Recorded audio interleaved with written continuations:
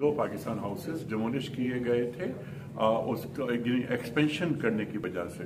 तो हमारी total amount इस वक्त जो सऊदी गवर्नमेंट के पास है वो 7.1 मिलियन रियाल है। 7.1 मिलियन रियाल। इस पर तफसीली मीटिंग्स हुई हमारी अभी और बहुत आगे बात बढ़ी है।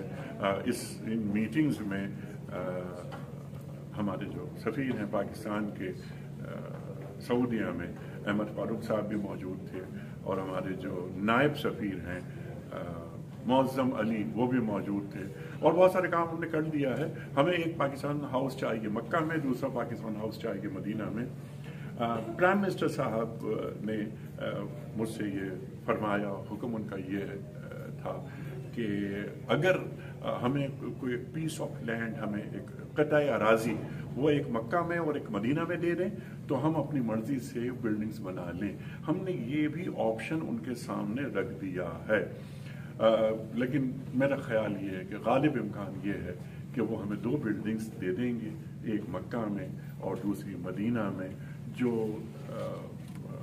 इम्कान नज़र आता है। और इंशाअल्लाह ताला ये 2 पाकिस्तान हाउसेस हम मक्का और मदीना में बना देंगे पाकिस्तानियों के लिए। और जिस तरह हम पहले रुकते थे जाके पाकिस्तान हाउसेस में, इसी तरह हम दोबारा उस पर रुकेंगे। सर मैं आपसे एक सवाल